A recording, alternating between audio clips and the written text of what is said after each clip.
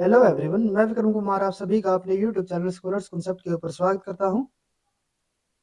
Diagram question series के अंदर आज हमारा क्वेश्चन नंबर 33 है और आज का हमारा क्वेश्चन इकोलॉजी नेट से लिया गया है, जो कि CSI नेट जेआरएफ 2017 में आया हुआ है। क्वेश्चन को देखते हैं। Temporal isolation in breeding season between closely related species leads to reproductive isolation. Given below are the breeding season of different species of frogs. अब यहाँ पे मैं क्या बताया हुआ है कि दो दो हमारी यहाँ पे क्लोज रिलेटेड स्पीसीज होती है, उनके बीच में जब हमारा यहाँ पे टेम्पोरल आइसोलेशन होता है तो उसकी वजह से हमारे यहाँ पे क्या हो जाएगा, वहां पे हमारा रिप्रोडक्टिव आइसोलेशन हो जाता है, जिसकी वजह से हमारे यहाँ पे न्यू स्पीसीज की फॉर्मेशन होती है। एक्चुअल में यहाँ पे क्या होता है, जैसे कि अगर हम यहाँ पे बात करते हैं रिप्रोडक्टिव आइसोलेशन की, तो रिप्रोडक्टिव आइसोलेशन के हमारे यहाँ पे डिफरेंट मैकेनिज्म हो सकते हैं। ठीक है, रिप्रोडक्टिव आइसोलेशन क्या होता है? रिप्रोडक्टिव आइसोलेशन होता है जैसे कि हमारी कोई दो क्लोजली रिलेटेड स्पीसीज है ए और बी,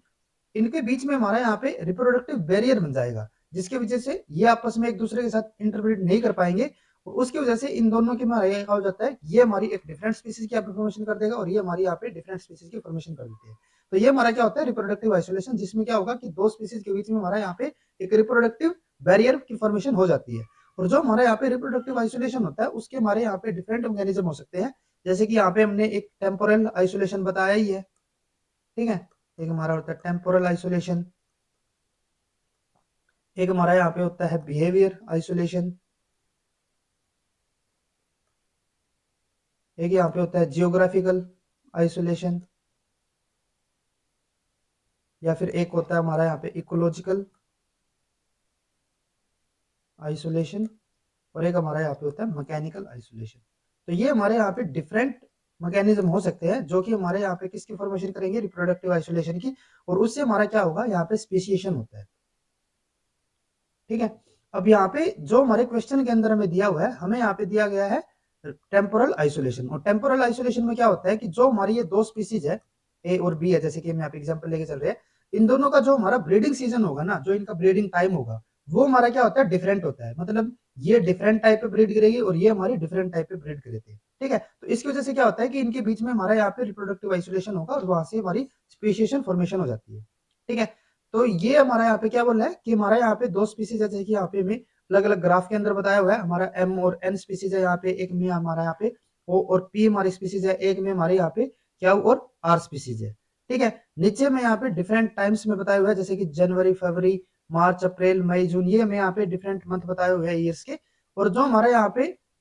वाई एक्सिस है, वाई एक्सिस के ऊपर हमारे यहाँ पे क्या है, relative frequency of egg laying event, यानी कि जो इनकी एग लेइंग इवेंट, यानी कि जो इनका यहाँ पे ब्रीडिंग सीजन होगा। एग लेइंग इवेंट कब होता है, ब्रीडिंग सीजन में ही होगा। तो जो इनका ब्रीडिंग सीजन होता है ना, वो हमें यहाँ पे दिखाया गया है कि वो ब्रीडिंग किस टाइम पे करते हैं। जैसे कि अगर हम यहाँ पे ए ग्राफ को लेके चलते हैं, तो ए ग्राफ के अंदर हमारा क्या है कि स्पीसीज एम और एन के लिए मैं यहाँ पे बताया हुआ है। अगर हम एम की बात करते हैं तो इनका जो ब्रीडिंग सीजन होता है वो कब होता है, वो अगर हम यहाँ पे पीक की बात करते हैं तो वो हमारा मार्च के आसपास रहता है। ठीक है, और अगर हम यहाँ पे मार्च और अप्रैल में लगभग ये जा रहा है हमारा। ठीक है, और ये कुछ हमारा फरवरी के पास पास जा रहा है। अगर हम यहाँ पे बात करें एन के लिए, तो एन का हमारा कहाँ पे आ रहा है, वो हमारा यहाँ पे जो अप्रैल और मई है ना, वहां पे हमारा आ रहा है।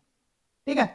तो हमें यहाँ पे डिफरेंट इस तरीके के कॉम्बिनेशन बताया गया है ए बी और सी ग्राफ के अंदर, और उसमें से मैं क्या बताना है, which of the above plot represent temporal isolation in breeding season among closer related sympatric species. ठीक है, यहाँ पे मैं जो दो स्पीसीज बताई गई है ना, जैसे कि एम और एन, ठीक है, तो इनके में बीच में मैं ये बताना है कि इनमें से हमारा कौन सा ग्राफ यहाँ पे टेम्पोरल आइसोलेशन के लिए करेक्टली रिप्रेजेंट करेगा।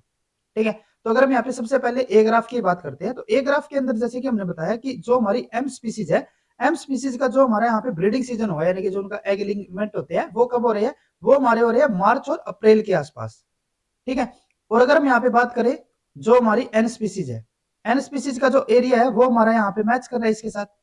ठीक है, ये हमारा जैसे कि ये वाला जो सीजन होगा, तो ये जो हमारा यहाँ पे एरिया आ रहा है ना, इसमें हमारा क्या है, इसमें हमारे दोनों की जो एगलिंग इवेंट है वो हमारे यहाँ पे हो रहा है। जैसे कि जो मार्च से अप्रैल का जो हमारे यहाँ पे बीच का पीरियड है, यहाँ पे हमारा क्या हो रहा है कि जो दोनों के हमारे जो ब्रीडिंग सीजन है वो हमारे यहाँ पे एक दूसरे के साथ क्रॉस कर रहे हैं। ठीक है, बाकी जो हमारे यहाँ पे एम वाला है ना, वो हमारा बाद में भी जाके यहाँ पे एगलिंग इवेंट यानी कि उसका ब्रीडिंग सीजन बाद में भी आ रहा है। लेकिन अगर मैं इस वाले सीजन की बात करूँ, तो यहाँ पे ये किसके साथ यहाँ पे क्रॉस कर रहा है, जो हमारी एन वाली स्पीसीज है। तो अगर हमारा यहाँ पे किस तरीके से अगर रीजन क्रॉस कर रहा है, यानी कि जो इनका एगलिंग इवेंट है, अगर वो एक दूसरे के साथ यहाँ पे क्रॉस कर रहे हैं, तो उसका मतलब क्या होगा कि जो उनका ब्रीडिंग सीजन है वो एक दूसरे के साथ यहाँ पे मैच कर रहा है। और अगर ये मैच करेगा तो वहां पे हमारा टेम्पोरल आइसोलेशन नहीं हो पाएगा, क्योंकि टेम्पोरल आइसोलेशन का हमारा जो बेसिक है, बेसिक ही हमारा क्या है कि उनका जो ब्रीडिंग सीजन है ना वो हमारा अलग अलग होना चाहिए, वो यहाँ पे हमारा नहीं हो रहा। तो इसीलिए हमारा जो ए ग्राफ है वो तो हमारा यहाँ पे इसको करेक्टली रिप्रेजेंट नहीं करेगा। उसके बाद अगर हम यहाँ पे बात करते हैं बी के लिए, तो बी के अंदर हम यहाँ पे क्लियरली देख सकते हैं कि अगर हम जैसे ओ स्पीसीज की बात करें तो ओ स्पीसीज का जो हमारा यहाँ पे एग लेइंग इवेंट है या फिर जो इसका ब्रीडिंग सीजन है वो हमारा कब है, वो हमारे यहाँ पे अगस्त से लेके सितंबर, अक्टूबर, नवंबर, दिसंबर तक हमारा चल रहा है यहाँ पे, ठीक है, नवंबर के एंड तक भी हमारा वो चल रहा है। लेकिन अगर मैं यहाँ पे बात करूं पी के लिए, तो पी का हमारा जो स्टार्ट हो रहा है वो कब हो रहा है, मार्च से लेके, ठीक है, मार्च के मिड से हमारा यहाँ पे स्टार्ट हो रहा है और ये हमारा कब तक चल रहा है, ये हमारा जुलाई तक चल रहा है, ठीक है। तो जो हमारा अगस्त है उसमें हमारा किसी भी स्पीसीज का यहाँ पे ब्रीडिंग सीजन नहीं है, जो कि हमारे दोनों स्पीसीज के जो ब्रीडिंग सीजन है उनको सेपरेट भी कर रहा है, तो इसीलिए यहाँ पे हमारा टेम्पोरल आइसोलेशन क्लियरली हो रहा है,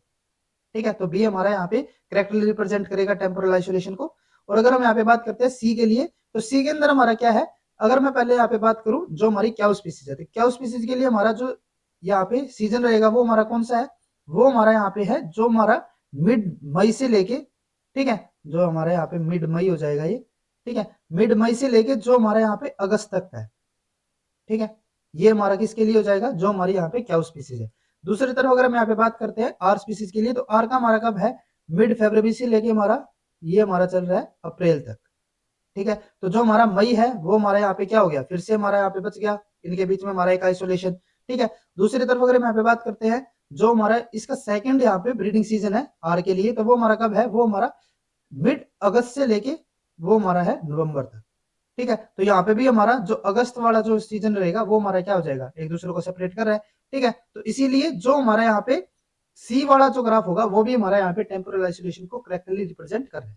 ठीक है। तो यानी कि जो बी और सी है वो हमारे यहाँ पे करेक्टली इनको रिप्रेजेंट करेंगे, तो इसीलिए जो हमारे यहाँ पे थर्ड ऑप्शन होगा वो हमारे यहाँ पे बिल्कुल करेक्ट रहेगा। अगर आपको ये वीडियो हमारी यूजफुल लगी तो please like and share this video, और सीएसआईआर से रिलेटेड इसी तरीके के डायग्राम रिलेटेड क्वेश्चंस करने के लिए please subscribe to our YouTube channel scholars concepts. Thank you.